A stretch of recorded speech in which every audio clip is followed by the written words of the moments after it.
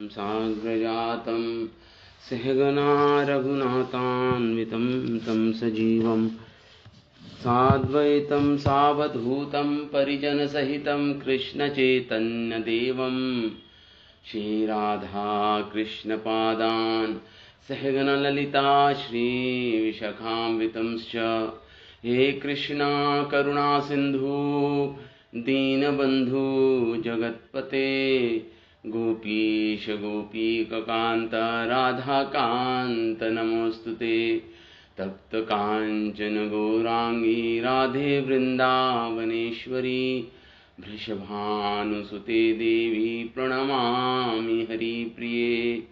ॐ नमो भगवते वासुदेवाय ॐ नमो भगवते वासुदेवाय ॐ नमो भगवते वासुदेवाय। नारायणं च नमस्कृत्यं नरं चैव नरोत्तमं देवीं सरस्वतीं व्यासं ततो जयमुदीरयेत्। नष्टप्रायेषु अभद्रेषु नित्यं भागवत सेवया भगवती उत्तमश्लोके भक्तिर्भवती नैष्टिकी। इदं भागवतं नाम पुराणं ब्रह्मसंहितम् उत्तमश्लोकचरितं चकारा भगवान् ऋषि निःश्रेयसाय लोकस्य धन्यं स्वस्ति अहं महत्। जय श्री कृष्ण चैतन्य प्रभु नित्यानंद श्री अद्वैत गदाधर शिवासादि गौर भक्त वृंदा। हरे कृष्णा कृष्णा कृष्णा हरे हरे हरे राम राम राम हरे हरे। वसुदेवं सुतं देवं कंसचारूणमर्दनं देवकी परमानंदं कृष्णं वंदे जगद्गुरुं। So reading from Srimad Bhagavatam. Krishna प्रभु जी। हाँ, yes प्रभु। तो 18वां अध्याय श्री बलराम जी द्वारा प्रलंबासुर का वध। तो 18वां अध्याय का प्रारंभ करेंगे आज। तो सबसे अष्टादशो अध्याय 18वां अध्याय। सबसे पहले श्री सुखदेव गोस्वामी वृंदावन में जो ग्रीष्म ऋतु है, गर्मियों की जो ऋतु है, उसका वर्णन कर रहे हैं।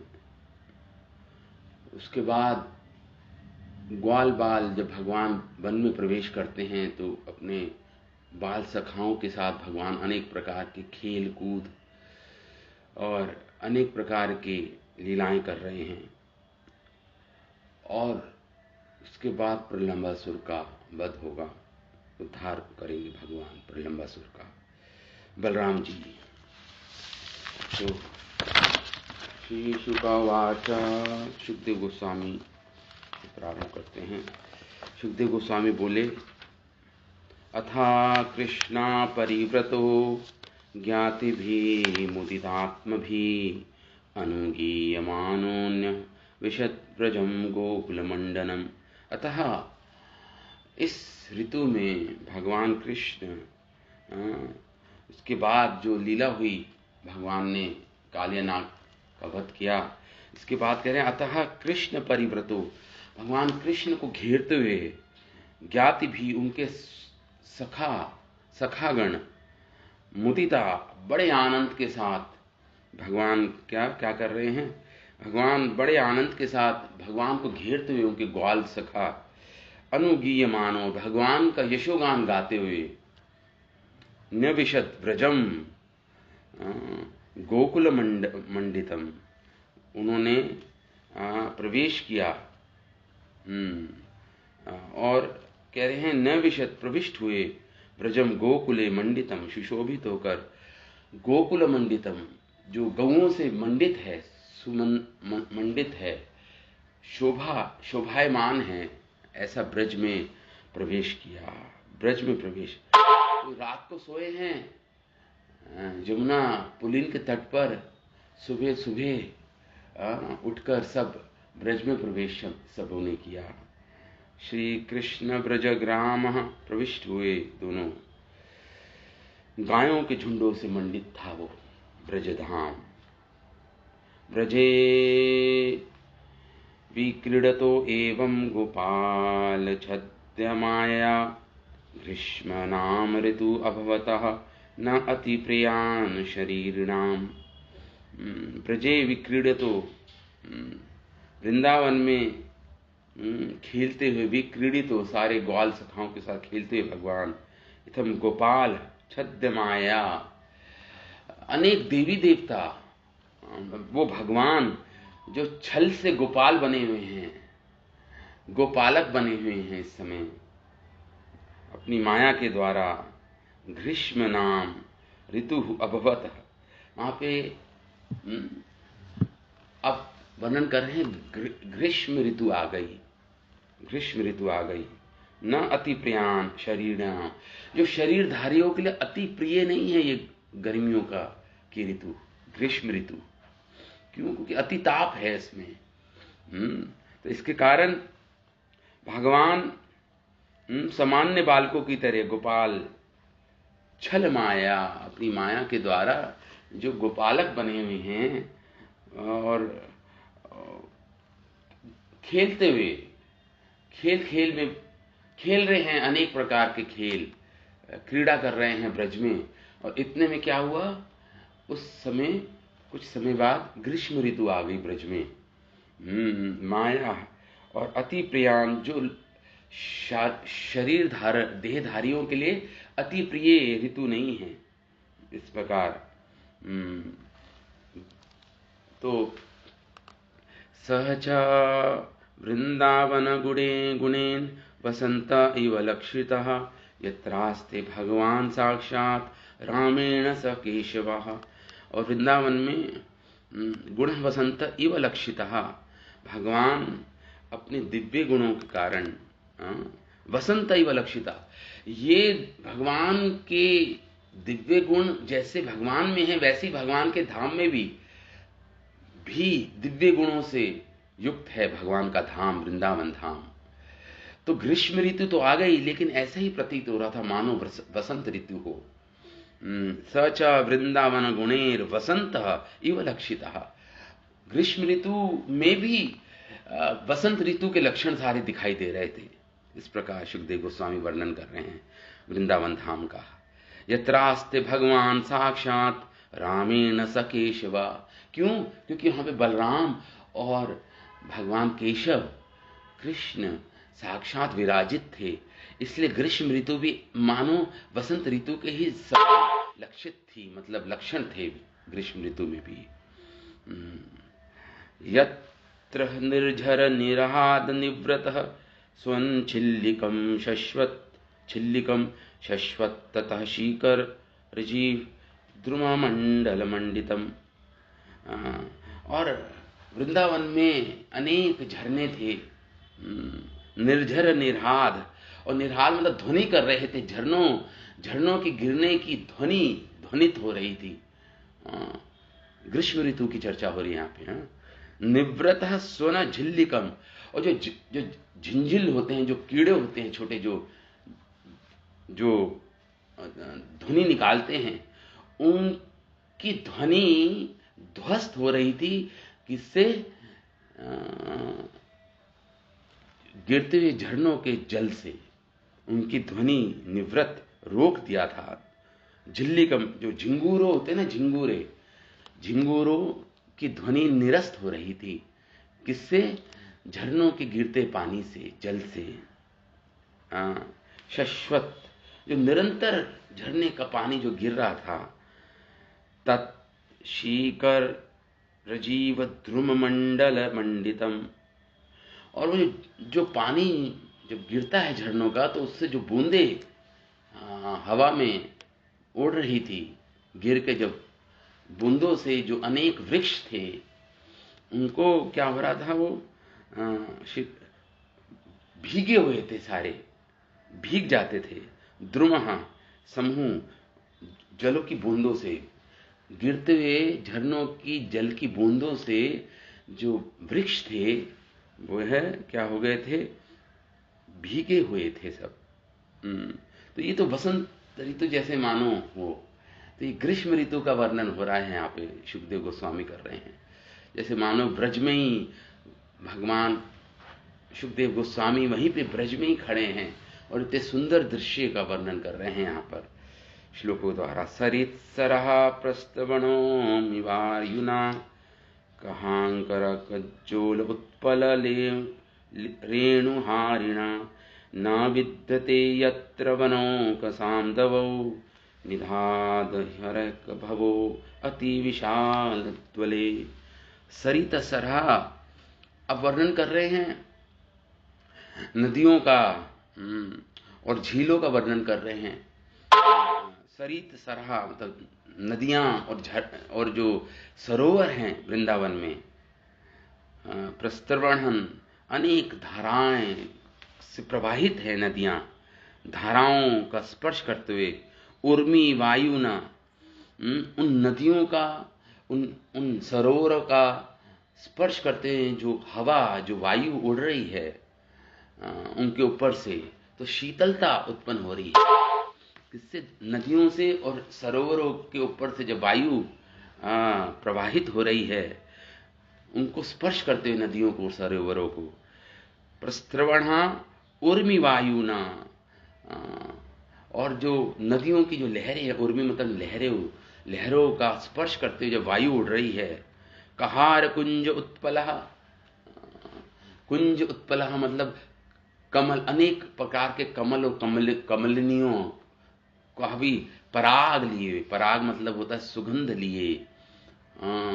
वायु कुंज उत्पलः, उत्पल कम रेणु पराग कण, उसका पराग मतलब सुगंध लिए हुए।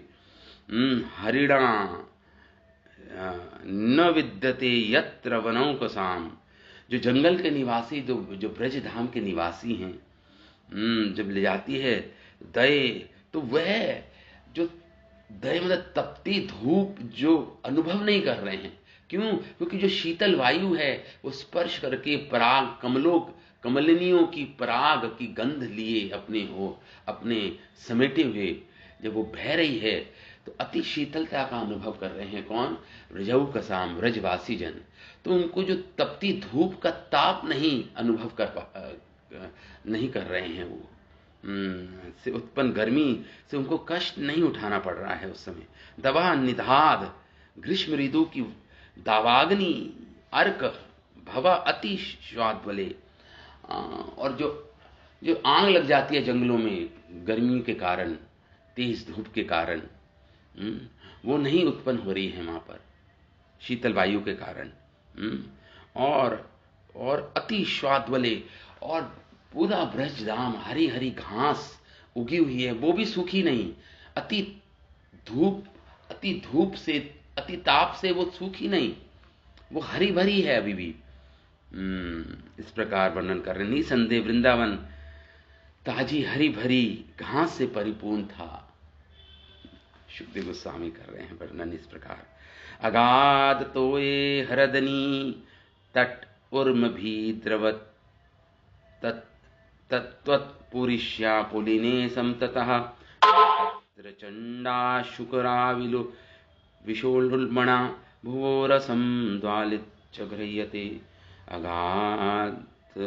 अगाध तोय हरदनी, जो नदियां हैं, अगाध तोय है मतलब जल है उनके अंदर, अगाध जल से जल बह रहा है नदियों में। तट और किनारों पर, नदियों के किनारों पर उर्म भी लहरों से के कारण क्या है? द्रवत पुरुष्यः, लहरों के कारण जो मिट्टी है तटों की वह भी भीगी हुई है। पुरुष्य मतलब कीचड़ मतलब भीगी हुई मिट्टी है, वो भी सूखी नहीं हुई। पुलिने, रेत है तटों पर, रेतली तट हैं, फिर भी भीगी हुई मिट्टी समततः चारों ओर, ना यत्र चंड सूर्य अंशुकराः, इसके कारण जो किरणें हैं वह जो विकराल है, जो सूर्य की ग्रीष्म ऋतु है ना, तो विकराल विष के समान उलबड़ा विकराल जो धूप है वह पृथ्वी रसम, पृथ्वी के रस को नहीं सुखा पाई। मतलब शीतल भीगी हुई मिट्टी है, नदियों का बहने से, लहरों से मिट्टी भीगी हुई है, वो सूखी नहीं, अत्यंत विकराल धूप के कारण, ताप के कारण सूख नहीं रही वो, जल के प्रवाह के कारण, लहरों के कारण। विष उल्बणा भुवा रसम, और इसके कारण हरियाली घास उगी हुई है वहां पर, हरी हरी घास को सुखा नहीं पाई, वो धूप वो ताप सुखा नहीं पाई। वनम कुस्मितम श्रीमत नदत चित्र मृगद्विजम गायन मयूर भ्रमरम कुजत कोकिल सारसम। वनम कुस्मितम, और वन में देखिए बसंत ऋतु का वर्णन मानो कर रहे हों सुखदेव गोस्वामी, ये ग्रीष्म ऋतु का वर्णन कर रहे हैं यहाँ पे। जैसे बसंत में अनेक फूल खिल जाते हैं, उसी प्रकार वृंदावन में, वृंदावन वनम कुस्मितम श्रीमतम, अत्यंत सुंदर लग रहा था, अनेक प्रकार के फूल खिले हुए थे। कुस्मितम श्रीमत नदत चित्रम, और नाना प्रकार के नदत मतलब नदियां बहते हुए ना ध्वनि खेल रही थी। और किस किस की ध्वनि खेल रही थी? मृग पशुओं की, द्विजम पक्षियों की चहचहाट थी। गायन मयूर भ्रमरम, और मानव मयूर और भ्रमर गायन कर रहे हों ब्रजधाम में। कूजथ, कोयल कूज रही थी, अनेक पक्षी कूज रहे थे। कोकिलहा सारसम, और सारसगण, सारस और कोयल कुछाहट थी वहां पर, कूज रहे थे सारे पक्षी। विशेषता कोयल और सारसम, सारसो कुहू कुहू कर रहे थे, कुहू कुहू, इस प्रकार। तो वृंदावन अनेक प्रकार के फूलों से सजा हुआ था, और पशु पक्षी अपनी ध्वनि से गुंजायमान कर रहे थे वृंदावन का वातावरण, आकाश को। मोर और भोरे गीत गा रहे थे मानो, और कुहू कुहू कोयल और सारसगण कुहू कुहू कर रहे थे। क्रीडस्यमाणा तत्कृष्ण भगवान बल संयुतः वेणुं विरनन् गोप गोवर्धने संवृतो विशत। भगवान अब वन में प्रवेश कर रहे हैं गोचारण के लिए, क्रीड़ा करते हुए भगवान, क्रीडस्यमाणः, भगवान के अंदर क्रीड़ा करने की इच्छा हुई, ये वातावरण देकर वन में भगवान प्रवेश कर रहे हैं और क्रीड़ा करने के लिए आतुर हैं। खेल खेलने में भगवान खेल रहे हैं। गोचारण तो एक भाना है, भगवान तो खेलने जाते थे ब्रज के धाम वनों में। क्रीड़ाश्य भगवान, तत्कृष्णा भगवान, और किसके साथ हैं? बल संयुतः, बलराम जी के साथ भगवान वृंदावन के वनों में प्रवेश कर रहे हैं। और क्रीड़ा करने के लिए, खेलने का भाव है भगवान का, मूड है खेलेंगे हम ब्रज वनों में। बल संयुतम, बलराम जी के साथ। वेणुम विरणन, और वेणु बजा रहे हैं भगवान, हंसते खेलते वृंदावन के ब्रज में प्रवेश कर रहे हैं बलराम जी के साथ वेणु बजाते हुए। वीरयन गौपहि गोधने, और गौओं जो कि उनकी संपत्ति है भगवान की, गोधन संव्रतः आविशत, घिरे हुए हैं भगवान घिरे हुए हैं। आगे गौएं हैं, पीछे ग्वाल सखा हैं, बीच में भगवान कृष्ण बलराम हैं।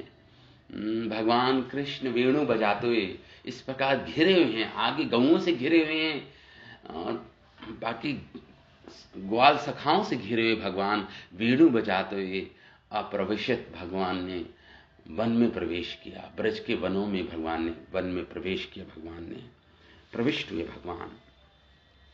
हाँ, और वहां पर जब ब्रज में के वनों में प्रवेश किया भगवान ने, तो कह रहे हैं प्रवाल बरहास्तवक धातु कृतभूषणा राम कृष्णादयो गोपा नृतु युधु जगु। सुखदेव गोस्वामी ब्रज के वनों का वर्णन कर रहे हैं। किस प्रकार कह रहे हैं, वहां पे जब ब्रज के वनों में गए तो भगवान को सज्जित कर रहे हैं, भगवान को सजा रहे हैं ग्वाल बाल। किस किस से? कोपल, नए नए पत्ते जो आए हैं, कोपल बरहा मोर पंख से भगवान को सजा रहे हैं। स्तबका, छोटे छोटे जो फूलों के गुच्छे हैं उसे तोड़कर अनेक प्रकार से भगवान के बालों में, भगवान की दिव्य देह में लगा रहे हैं छोटे छोटे फूलों के गुच्छे, स्तबक बोलते हैं उसको। स्त्रक, मालाएं बना रहे हैं फूलों की बनाकर। धातु, अनेक अनेक प्रकार की जो क्ले है, क्ले मतलब मिट्टी है, जो रंग बिरंगी मिट्टी हैं वृंदावन के वनों में, उससे भगवान को कृतभूषणा, उसका कृतभूषण, उसको भूषण बनाकर, इन सब का आभूषण बनाकर, राम कृष्ण आदय, बलराम जी और भगवान कृष्ण ग्वाल बाल क्या कर रहे हैं? सजाया भगवान को, सुंदर कृष्ण बलराम को सजाया, माला पहनाई, अनेक अनेक रंगीन धातुओं से सुसज्जित किया उनको, मानो आभूषण हो उनके। यही उनके आभूषण हैं। जंगल में, वन में यही उनके आभूषण हैं। गोपा नृतु, और गोप सखा क्या कर रहे हैं? नृत्य कर रहे हैं, नृत्य कर रहे हैं। नृतु नाशन युधु, लड़ रहे हैं एक दूसरे से, और जगहु, गाना गा रहे हैं, नृत्य कर रहे हैं, गाते बजाते नृत्य कर रहे हैं, और एक दूसरे से खेल कूद कर रहे हैं, भिड़ रहे हैं, युद्ध कर रहे हैं एक दूसरे से, लड़ने लगे। युधु, ये उनकी लीलाएं हैं। भगवान अपने ग्वाल बालों के साथ, गऊओं के साथ, इस प्रकार भगवान अनेक क्रीड़ाएं कर रहे हैं अपने ग्वाल सखाओं के साथ। कृष्णस्य नृत्यतः केचित् जुगु केचित् वादयन् वेणु पाणि तले श्रृंगे प्रशंसूरे थापरे। कृष्णस्य नृत्य, और कभी कभी भगवान कृष्ण नृत्य करते हैं। केचित, और कभी गाने लगते हैं, जगहु, कभी गाते हैं, कभी नृत्य करते हैं। केचित, तो जब देखिए कभी कभी भगवान कृष्ण नृत्य करने लगते हैं तो ग्वाल सखा गाते हैं भगवान को और रिझाते हुए गाते हैं। कोई वादन, कोई अनेक अनेक प्रकार के वाद्य यंत्र बजाते हैं, या कभी कभी पत्तियों को गोलाकर उसमें आवाज निकालते हैं। केचित अवादयन वेणु, कोई वंशी बजाता है भगवान की जब भगवान नृत्य कर रहे होते हैं। पाणी तले, कोई करताल बजा रहा है। पाणी तले, पाणी मतलब हस्त, तले मतलब ताल ठोक रहा है कोई तो, और कोई मतलब इस प्रकार करताल बजा रहा है। श्रृंगे, कोई सिंग, जो सिंग से जो वाद्यन यंत्र बनता है, श्रृंग, वो बजा रहा है कोई। प्रशंससु अथा अपरे, और अनेक ग्वाल सखा भगवान जब नृत्य कर रहे हैं तो भगवान के नृत्य की प्रशंसा कर रहे हैं। कोई वाद्य यंत्र बजा रहे हैं, कोई भगवान के साथ, भगवान का साथ देने के लिए उनकी भगवान की प्रशंसा कर रहे हैं। कोई ग्वाल सखा जन कोई गा रहे हैं, कोई नृत्य कर रहे हैं। इस प्रकार बहुत ही कौतुक मचा हुआ है, मतलब सब आनंद में विभोर हैं सब ग्वाल सखा भगवान के साथ खेल कूद करके। गोप जाति प्रतिछन्ना देव गोपाल रूपिणौ ईडरे कृष्ण रामौ च नटा एवा नटम नृपः। इस अनेक देवता लोग गोप सखा बन के भगवान के साथ आनंद ले रहे हैं। अनेक देवता जन भी गोप जाति प्रतिच्छन्न, गोप जाति के बन गए हैं वो भी, और अपने आप को छिपा लिया है बड़े बड़े देवताओं ने गोप सखा भगवान के बनकर। देवा गोपाल रूपिणों, गोपाल का रूप धारण करके भगवान के साथ हैं वो, लीलाओं में रूप धारण किए हुए हैं देवताओं ने। ईडरे, और इस प्रकार भगवान की पूजा कर रहे हैं, ईड्या कर रहे हैं, पूजा कर रहे हैं भगवान की गोप सखा के रूप में। ईडरे कृष्ण रामौ च, भगवान कृष्ण बलराम की।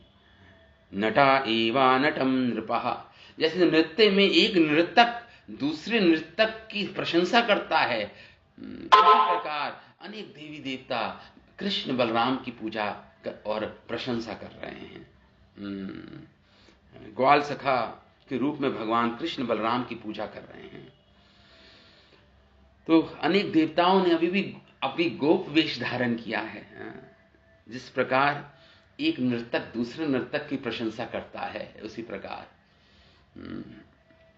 ग्वाल बालों के रूप में प्रकट हुए भगवान कृष्ण बलराम की पूजा कर रहे हैं अनेक देवी देवता। भ्रमणे भ्रमणे लंघने शेपे आस्फोटम विकर्षणे चिक्रीडतो नियुद्धेन काकपक्षोधरो क्वचित काकपक्षधरो। भ्रमणे, अब कौन कौन से खेल कर रहे हैं, गोल गोल घूम रहे हैं, जैसे यंत्र घूमते हैं ना, गोल गोल मशीनों की नकल कर रहे हैं, यंत्रों की गोल गोल घूम रहे हैं जब तक पूरा क्या ना हो जाए, जब तक अनुकरण करते हैं, जब तक घूमरी ना आ जाए, घूमरी मतलब चक्कर ना आ जाए, घूमरी ना आ जाए। भ्रमणे, इसे बोलते हैं भ्रमणे, चक्कर लगा रहे हैं। और क्या कर रहे हैं, लंघने, उछल रहे हैं, कूद रहे हैं, लंघने, शेपे, फेंक रहे हैं, अनेक फल फूल दूर फेंक रहे हैं। शेपे, आस्फोटन, कभी दूसरे सखा को पटकी दे रहे हैं उछाल कर, आस्फोटन। विकर्षणे, कभी उसको घसीट रहे हैं दूसरे सखा को। ये अनेक प्रकार के खेल खेल रहे हैं, देखिए भगवान। और सब विच क्रीडतु, भगवान कृष्ण ने क्रीड़ा की, निद्वंदेना, कभी द्वंद कर रहे हैं, लड़ रहे हैं। काक पक्ष, कभी अपने बालों में अनेक दो तीन जूड़े बांध रहे हैं, या जो लटकी हुई जो भगवान की जो अलके हैं, गुच्छ, बालों के गुच्छे दोनों लटकते हुए, धरौ कचित, कभी पकड़ रहे हैं एक दूसरे के, कभी भगवान कृष्ण के पकड़ रहे हैं, कभी भगवान पकड़ रहे हैं। इस प्रकार अनेक प्रकार के खेल खेल रहे हैं। कभी चक्कर काट रहे हैं, कभी कूद रहे हैं, कभी फेंक रहे हैं, कभी थपथपाते हुए लड़ते भिड़ते अनेक ग्वाल सखा एक दूसरे के साथ खेल रहे हैं, भगवान के साथ खेल रहे हैं। कभी कभी भगवान कृष्ण बालक बलराम बालकों के सिर के केश खींच लेते हैं भगवान, कभी कभी। इस प्रकार अन्य बालकों को पकड़ के खेल खेल रहे हैं। क्वचित नृत्यसु च अन्येषु गायको वादको स्वयं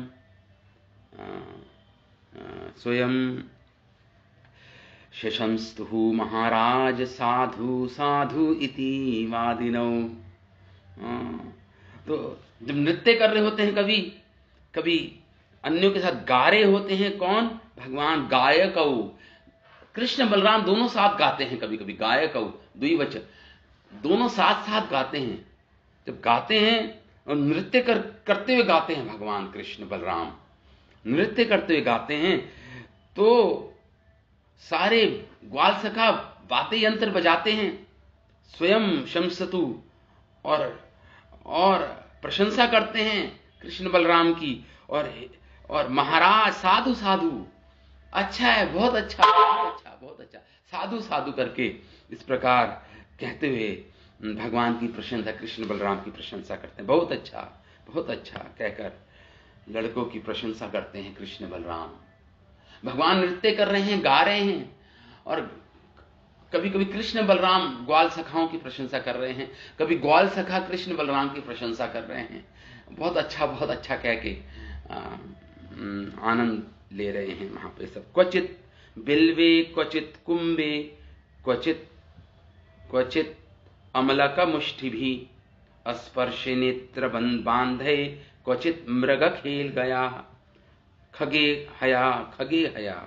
क्वचित बिल्वे, जो बेल का फल होता है उससे खेल रहे हैं। क्वचित क्वचित कुंभे, कुंभ फलों से, कभी बेल के फलों से, क्वचित आमल का मुष्टि भी, मुट्ठी भर आंवलों से, आमलक मतलब आंवलों से,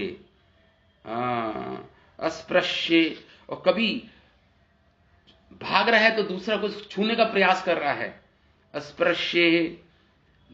और कोई नेत्र बंद, कोई पीछे से आकर दोनों नेत्रों को बंद कर देता है, और छू के पता करना होता है कि कौन है जिसने नेत्र बंद किए हैं पीछे से आकर। करते ना सभी ये। तो इस प्रकार आंख मिचोनी, नेत्र बंध, पहचानने की कोशिश करते हैं स्पर्श करके, किसका हाथ है ये, किसका हस्त है ये। इस प्रकार आद्य, और आद्य मतलब और अनेक अनेक प्रकार के खेल खेल रहे हैं, उसका वर्णन कर रहे हैं सनातन गोस्वामी। आद्य शब्द का अर्थ है एक दूसरे का पीछा करना तथा सेतु बनाने जैसे खेलों का संकेत करता है। दोपहर में जब भगवान विश्राम करते होते तो एक अन्य लीला होती, पास ही गीत गाती तरुण गोपिकाएं गुजरती, तो भगवान कृष्ण मित्र उनसे दूध का भाव पूछने के बहाने बहाना करते, तब वह लड़का उनकी दही तथा अन्य वस्तु चुरा लेते और भाग जाते। सनातन गोस्वामी इस प्रकार वर्णन कर रहे हैं। भगवान कृष्ण बलराम तथा उनके मित्र नावों द्वारा नदी पार कराने का भी खेला खेल करते थे। आद्य मतलब अनेक प्रकार के इस प्रकार खेल करते थे। कभी श्री विश्वनाथ चक्रवर्ती ठाकुर कहते हैं, कभी कभी क्या होता था, आमले को या बेल के फल को उछालते थे और फिर दूसरे फल को मारते थे ताकि वो आकाश में उसे तोड़ने का प्रयास करते थे, फोड़ने का प्रयास करते थे, फेंक कर मारने का खेल खेलते। नेत्रबंध ऐसे खेल का सूचक है जिसमें एक लड़का आंखें बंद किए हुए बालक के पीछे से आकर आंखों पर अपनी हथेली रखता था, तब उसकी हथेली को छूकर ही आंखें मूंद लड़के को बतलाना पड़ता कि वह कौन है। इस प्रकार दाव लगाते, जिससे जीतने वाले को इनाम में भगवान वंशी या छड़ी दे देते। कभी कभी लड़के जंगली जानवरों के लड़ने की विधियों का अभिनय करते, कभी कभी पक्षियों की भांति चींची करने का प्रयास करते। क्वचित मृगा खगा इहा, नकल करते थे मृग की, अनेक अनेक पशुओं की, खग मतलब अनेक अनेक पक्षियों की, उनकी चाल की, उनकी ध्वनि की नकल करते थे। इस प्रकार क्वचित च दुर दुर प्लावे, दुर दुर दुर्दरहा मतलब मेंढक की तरह उछलते थे, फ्रॉग रेस। क्वचित दुर्दरा प्लावे, कूदते थे विविधे उपासके, और कभी कभी अनेक प्रकार की उपासक ठिठोली खेलते, ठिठोली करते थे एक दूसरे के साथ, हास्य करते थे। क्वचित क्या करहिच, और कभी कभी क्या करते थे, वृक्ष के ऊपर झूला डाल देते थे और झूला झूलते थे। सिंधुलोकिया क्रहिचित नृपचेष्टया, और कभी कभी राजा बन जाते थे, राजा की नकल करते थे। और राजा बन के क्या करते थे, जो गोपियां जा रही होती थी दूध माखन लिए, उनको रोक देते थे कि हम यहाँ के राजा हैं, तुम्हें यहाँ पे तुम्हें कर देना होगा, मतलब टैक्स देना होगा तुम्हें यहाँ जाने के लिए। और अगर जमुना जी को पार कराना है तो उसके लिए भी कर देना होगा। इस प्रकार राजा बन के इस प्रकार बोलते थे। एकत्र होकर तरणियों जो गोपियां हैं उनको नदी पार करने से पहले कर देने के लिए बाध्य करते थे, मतलब राजा बनकर। ऐसा कार्य हंसी मजाक से भरे होते थे। इस प्रकार एवं तव लोक सिद्धि भी, और मानव समाज में क्रीड़ा भी चेर अनुवर्तने आगे कहते हैं क्रीड़ा भी चेरतु वने नदी अद्री द्रोणी कुंजेशु काननेशु सरसुचा। इस प्रकार तव दोनों कृष्ण बलराम अपने ग्वाल सखाओं के साथ लोक सिद्ध भी मानव समाज में भली भांति ज्ञात है। इस बात का लोक सिद्ध है कि क्रीड़ा भी भगवान क्रीड़ा करते भ्रमण कर रहे थे। चेरु तो मतलब विचरण कर रहे थे वन में, नदियों के पास, अद्री मतलब पर्वतों के पास, ब्रज मंडल में नदियां में भगवान नदियों के पास, अद्रियों के पास, घाटियों के पास, कुंजों के पास भगवान, काननेशु, कानन मतलब छोटे जंगलों के पास भगवान विचरण कर रहे थे। सरसूचा सरोवर के किनारे, तो अनेक प्रकार का भगवान भ्रमण कर रहे हैं, खेल कूद रहे हैं। ये दृश्य प्रस्तुत कर रहे हैं सुखदेव गोस्वामी। भ्रमण करते इस प्रकार भगवान जो जगत सिद्ध खेल हैं, जो सिद्ध हैं, जो प्रसिद्ध खेल हैं, खेल कूद रहे हैं, भगवान क्रीड़ा कर रहे हैं। लोक सिद्ध भी मानव समाज में सब जानते हैं, भली भांति ज्ञात है सबको। मानव कह रहे हैं, लोक सिद्धा भी सुखदेव गोस्वामी कह रहे हैं जो खेल एक सब प्रसिद्ध खेल खेलते हैं इस प्रकार जो मानव समाज में प्रसिद्ध हैं। पशून् चारयतो गोपे तत्वने रामकृष्णयो गोपरूपी प्रलम्बो आगत सुरस्तजिहर्षया। जब इस प्रकार खेल रहे हैं, इस प्रकार जब सौंदर्य का वर्णन कर रहे हैं ब्रज का, मानो वसंत ऋतु आ गई हो, इस प्रकार अनेक प्रकार के खेल खेल रहे हैं, झूला झूल रहे हैं, एक दूसरे के साथ हंसी मजाक कर रहे हैं, तो अचानक ही शिवदेव गोस्वामी वर्णन करते हैं जब भगवान पशुओं को जब चरा रहे हैं, रामकृष्ण कृष्ण बलराम तत्तने रामकृष्णयो गोपरूपी प्रलंबा, एक असुर आ गया, उसका नाम था प्रलंबा। गोप रूपी, उसने गोप भगवान की ग्वाल सखाओं का गोप का रूप धारण किया था उसने। वो गोप जो आज के दिन आया नहीं था, घर पे किसी कारण से रुक गया था, उस गोप का रूप वेश धारण करके एक असुर आया, उसका नाम था प्रलंब अगात आ गया वहां पर, एक गोप सखा का रूप धारण करके, वेश धारण करके। असुर तत्विहर्षया, असुर वहां पे आया क्यों? विषया, उनका अपहरण करने के, कृष्ण बलराम का उनका हरण करने के लिए। जी हर्षया, हिर्षया, उनका अपहरण करने के लिए, इनको बलात् कहीं ले जाने के लिए, हरण करने के लिए की इच्छा से आया वो। ग्वाल बाल का रूप वेश धारण करके आया वो। ये सुखदेव गोस्वामी इस लीला का उद्घाटन कर रहे हैं। प्रलंबासुर का उद्धार होगा या इसका वध होगा इस असुर का। और ऐसी लीला मानवीय कार्यों के लिए परे है, मानवीयों के लिए परे है। ये लीला ऐश्वर्य से युक्त लीला है ये भगवान की। सनातन गोस्वामी इस प्रकार वर्णन कर रहे हैं। मानवीय कार्यों की सीमा से परे है ये लीला भगवान की। श्री विश्वनाथ चक्रवर्ती ठाकुर इस प्रकार और सनातन गोस्वामी इस प्रकार उन्होंने वर्णन कर रहे हैं इस लीला का। मानवीय कार्यों से परे है ये। तम विदानपि दर्शावो भगवान सर्वदर्शनः अन्मोदत तत्सख्यम वधम तस्य विचिंतयन्। भगवान जान गए, तन विधान कह रहे, तम विद्वान भली भांति जान गए भगवान कि अपि दार्शा, क्योंकि दार्शा हैं, दार्शा मतलब दार्शा वंश के वंशज हैं भगवान। दार्शा हो मतलब भगवान दार्शा वंश के वंशज है ना, वंश में आते हैं भगवान, अवतरण लेते हैं दार्शा वंश में। दार्शा हो भगवान सर्वदर्शिना, सर्वज्ञ है भगवान, सर्वदर्शिना भगवान सब कुछ जानते हैं, सर्वज्ञ हैं भगवान। अनुमोदत, भगवान ने स्वीकारा, सखा के रूप में उसको स्वीकार लिया भगवान ने, उस असुर को। अनुमोदत, अनुमोदन कर रहे हैं, स्वीकार रहे हैं उसका। तत्सख्यम, उसको सखा के रूप में। वधम तस्य विचिंतयन, और साथ ही साथ इस चिंता कर रहे हैं, विचिंतयन, भगवान सोच रहे हैं, प्लानिंग कर रहे हैं कैसे इस असुर का वध किया जाए।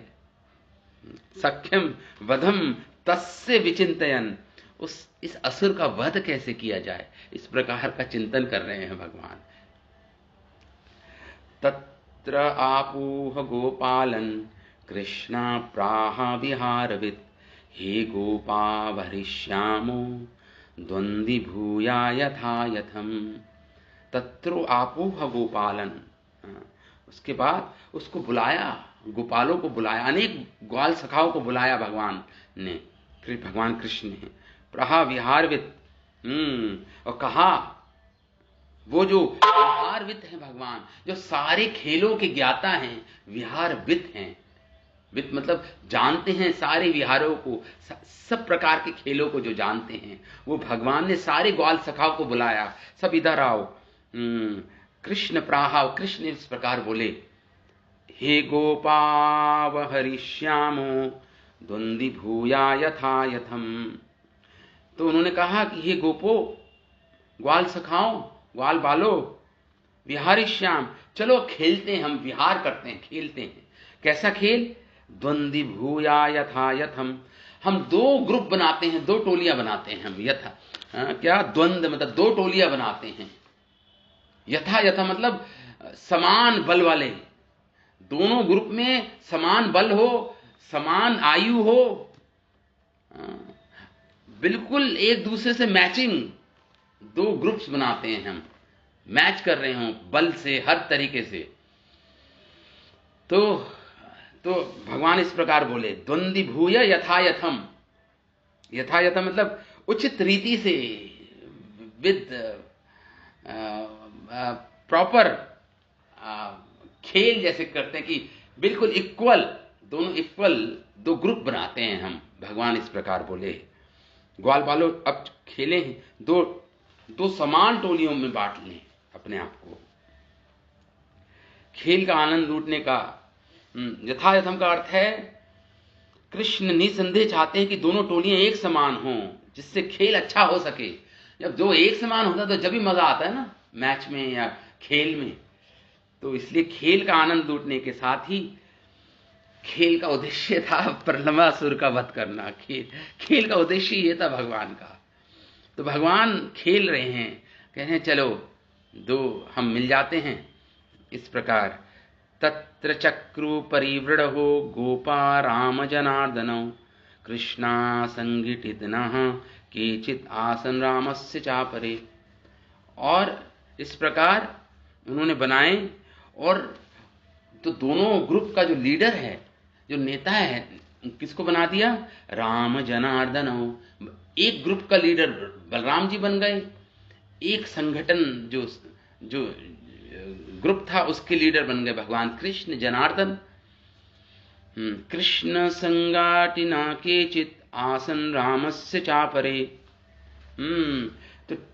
तो कृष्ण और बलराम जी की जो टोलियां थी,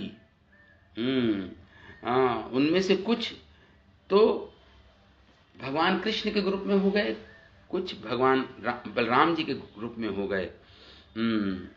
कुछ बलराम जी ने ले लिए अपने साथ, कुछ ग्वाल सखाओं को।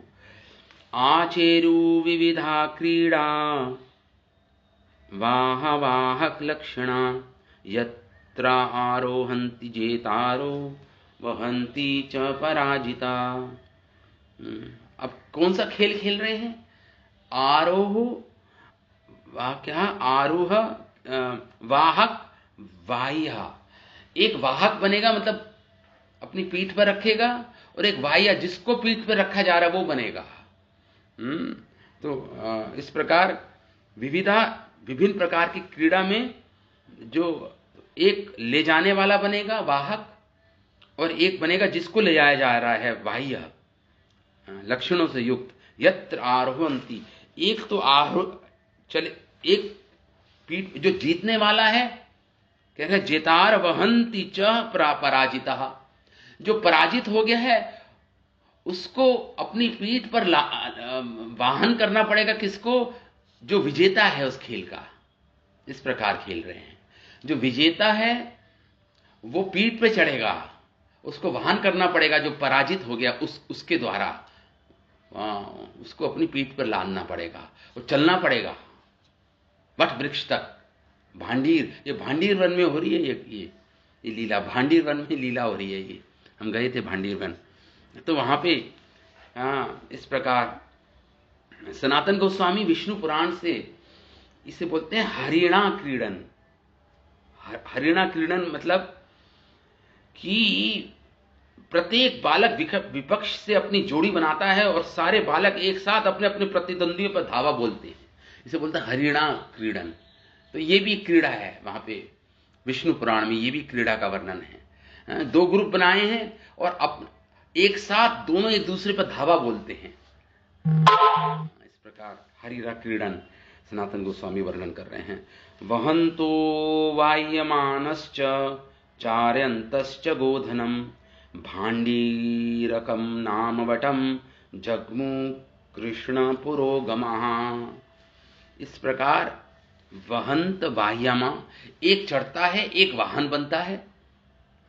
जब चार्यंत चराते हुए और साथ साथ गौओं को भी चरा रहे हैं।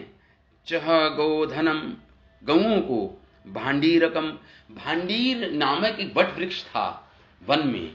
आज उस वन का नाम भांडीर वन ही है, क्योंकि वहां पे एक बहुत बड़ा वट वृक्ष है, आज भी है, बहुत विशाल वट वृक्ष, भांडीरकम नाम। और वहां तक ले जाना होता था, अपनी पीठ पर लाद कर दूसरे सखा को वहां तक उस वट वृक्ष तक ले जाना होता था दौड़ते हुए। जगमु कृष्णपुरागमः, बरगद के पेड़ तक जगमु गए कृष्णपुरागमः, कृष्ण को आगे करके। तो इस प्रकार भगवान कृष्ण के पीछे पीछे भांडीरक नामक बरगद के पेड़ तक गए। सनातन गोस्वामी इस वट वृक्ष का वर्णन कर रहे हैं। ये हरिवंश पुराण में इस वट वृक्ष का वर्णन है। ये वट वृक्ष कैसा था? उन्होंने सबसे बढ़िया उस वृक्ष को देखा जिनमें अनेक लंबी लंबी शाखाएं थी, अपनी घनी पत्तियों से आच्छादित वह ऐसा प्रतीत होता था मानो पृथ्वी पर कोई बादल बैठा था। इसका रूप विराट था कि वह आधे आकाश को रोके हुए पर्वत के समान लग रहा था वो वट वृक्ष। उस विशाल वृक्ष में नीले पंख वाले अनेक सुंदर पक्षी आते थे, जिससे यह वृक्ष अपने सघन फलों तथा पत्तियों के कारण बादल के समान प्रतीत होता था, जिसमें इंद्रधनुष उग रहा हो। कोई घर हो जिसे लताओं और पुष्पों से सजाया गया हो, ऐसा मानो प्रतीत होता था वट वृक्ष।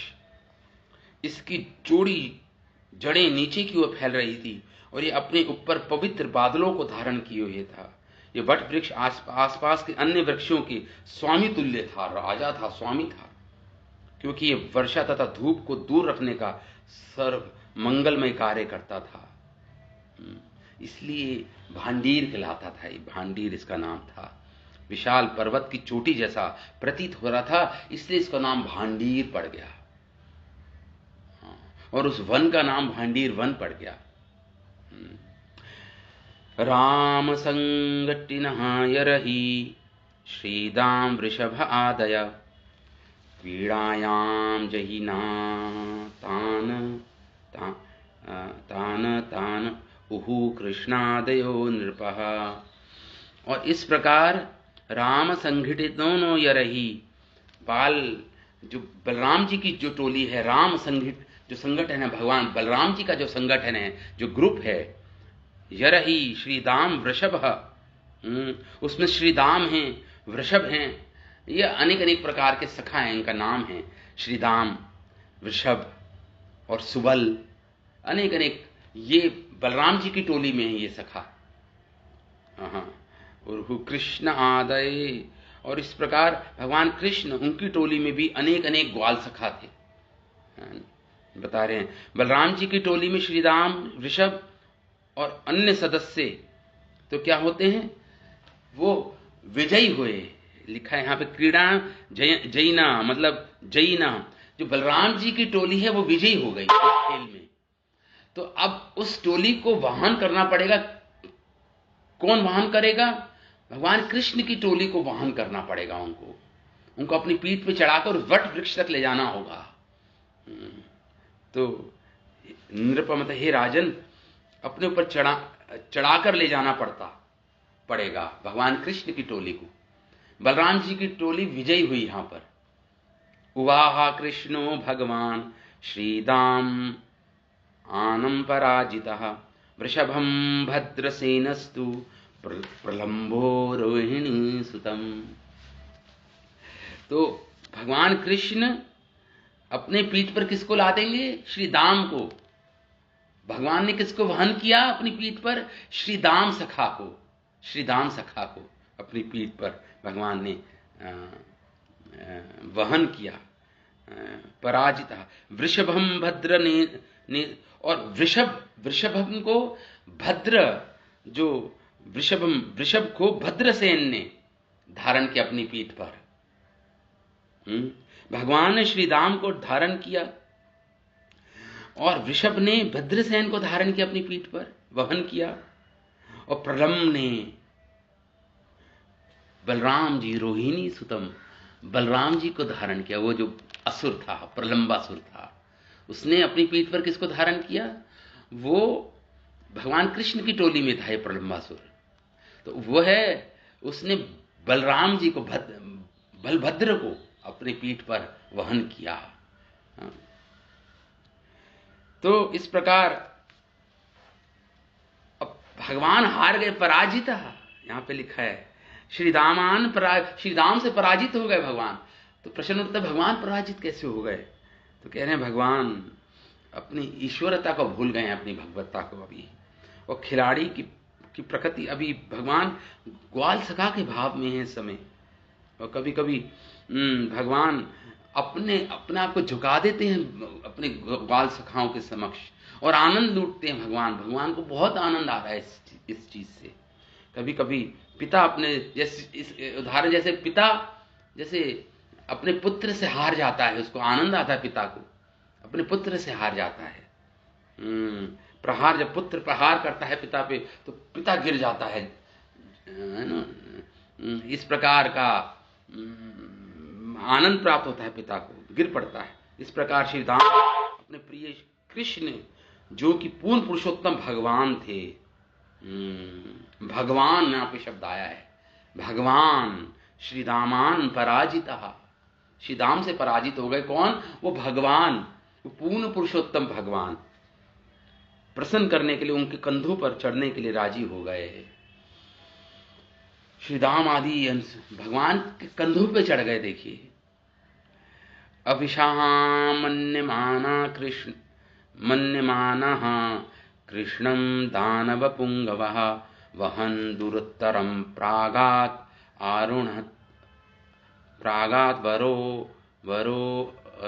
वर अरुणत परम अविशः मन्यमानः। अब जो विचार करते हुए कृष्ण मानव, ये अग्रगण्य असुर ले जाते हुए, तो अब वो असुर, प्रलंबासुर बलराम जी को वहन कर रहा था अपनी पीठ पर। तो दुरतरम, बड़ी तेजी से भागा प्रलंबासुर, प्रगात आवरणत परम, और वो जो वट वृक्ष पे उतारना था, अब वो वट वृक्ष पे नहीं उतारा, वो आगे और आगे चला गया उस वट वृक्ष से। प्रलंबासुर बलराम जी को कंधे पर धारण करके, वाहन करके, वो और आगे चला गया वट वृक्ष के आगे। अवरोहणत परम, उतारने के निश्चित जो स्थान था वट वृक्ष, उससे और आगे ले गया। तो इस प्रकार भगवान कृष्ण को अजय सोचकर वे अग्रगण्य असुर बलराम जी को तेजी से उस स्थान पर ले गया। अब भगवान कृष्ण, वो प्रलंबासुर को पता था कि कृष्ण ने तो कहीं असुरों का वध किया, ये कंस का अनुचर था ये प्रलंबासुर। तो भगवान को अजय समझकर कि भगवान से, कृष्ण से दूर ले जाके बलराम जी को मारूंगा मैं, इस प्रकार सोच रहा था ये। तो यहां पे लिखा है अब अभिषहम मन्यमानः कृष्णम दानव पुंगवा। भगवान तो अभिषम मतलब भगवान तो अजयी हैं, उनको कोई जीत नहीं सकता कृष्ण को, तो इस बलराम को मैं दूर ले जाकर इसका वध करूंगा। तो वो दूर ले गया उनको, जहां उतारना था वहां पे नहीं उतारा। तम उद्वहन धरणीधर इंद्रः, तम उद्वहन धरणीधरेन्द्र गौरवम महासुरो विगतरयो निजं वपुः। हाँ हो गया। तो बस ये श्लोक पूरा पढ़ देता हूं। स आस्थिता पुरट परिच्छदो बभौ तड़ीय द्विमान उडुपति वाडियाम्बुद।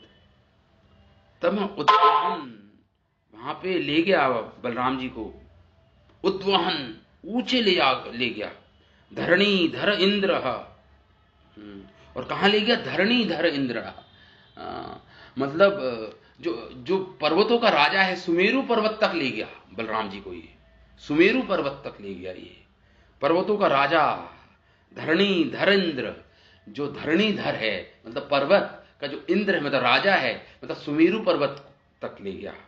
गौरवम महाअसुर विगत, लेकिन जिनका भार महाअसुर विगत रहा। अब बलराम जी ने क्या किया? अपना वजन बढ़ा लिया। गौरवम भार, अपना भार बढ़ा लिया बलराम जी ने, तो इसके कारण विगत रहा, इसकी जो चाल थी, इसकी जो गति थी वो धीरे हो गई, धीमी पड़ गई प्रलंबासुर की गति। निजम वपुहु, अपने शरीर को सह आस्थिता, स्थित होकर पुरठ परिच्छद आभूषणों से युक्त, तड़ित द्युमान उडुपति ही वाट इव अम्बुदः। जब बलराम जी ने अपना भार बहुत ज्यादा बढ़ा लिया तो ये बिल्कुल विफल हो गया ये प्रलंबासुर, इसकी गति धीमी पड़ गई और ये अपने असली रूप में आ गया। कृत्रिम रूप को छोड़कर अपने सत्य रूप में आ गया, अपने असली रूप में आ गया। ये कैसा रूप था इसका बता रहे हैं। आभूषणों से युक्त था ये, सुनहरे चमक रहा था ये, तड़ित बिजली की भांति, जैसे बादलों में बिजली चमकती है, इस प्रलंबासुर के आभूषण चमक रहे थे बिजली की भांति। द्विमान चमकीला, उडुपति, उडुपति मतलब कह रहे हैं ये ऐसा लग रहा था मानो बादलों में बलराम जी बलराम जी इसकी पीठ पे थे, तो बलराम जी की यहां पे उपमा कर रहे हैं उडुपी मतलब उडुपति, उडुपति मतलब उडु मतलब चंद्रमा जैसे बलराम जी जैसे मानो चंद्रमा हो, चंद्रमा के जैसे इसकी पीठ पे मानो चंद्रमा सदृश हो बलराम जी, ऐसा प्रतीत हो रहा था। मानो ये जो बादलों में चमकती हुई बिजलियों के बीच में बलराम जी रूपी चंद्रमा को जैसे मान लो धारण किया था इसने अपनी अम्बुदात। इस प्रकार बादल की तरह, जैसे बादलों ने चंद्रमा धारण करता है बादल, उसी प्रकार ये तेजोमयी शरीर वाला ये प्रलंबासुर जो आभूषणों से सुसज्जित था, उस बादल के समान लग रहा था जिसमें बिजली चमक रही थी, और अपने साथ मानो चंद्रमा लिए जा रहा था, इसकी पीठ पे मानो एक चंद्रमा लिए जा रहा था बादल, उसी प्रकार ऐसा प्रतीत हो रहा था। यहां प्रलंबासुर की उपमा बादल से की गई है, प्रलंबासुर की उपमा, और बलराम जी की उपमा चंद्रमा से की गई है इस श्लोक में एक्चुअली। तो इस प्रकार भगवान बलराम की आध्यात्मिक शक्ति उसकी शक्ति को कम कर देती है इस प्रलंबासुर की, जो अपनी कृत्रिम रूप त्याग कर वास्तविक आसुरिक रूप धारण इसको करना पड़ा। भगवान बलराम सहसा विशाल पर्वत के समान भारी हो गए, जिससे इस असुर अपने कंधों पर ऊंचे चढ़ाकर नहीं ले जा पाया, और ऊंचा सुमेरु पर्वत तक तो ले गया था ये।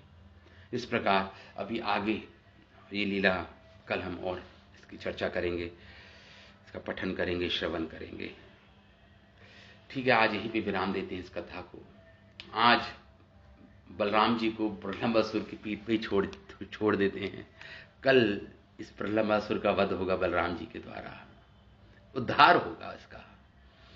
तो ठीक है, श्रीमद् भागवतम महापुराण की जय, श्री वेद व्यास मुनि की जय, श्री सुखदेव गोस्वामी की जय, श्रील प्रभुपाद की जय, निताय गौर प्रेमानंदे हरि हरि बोल।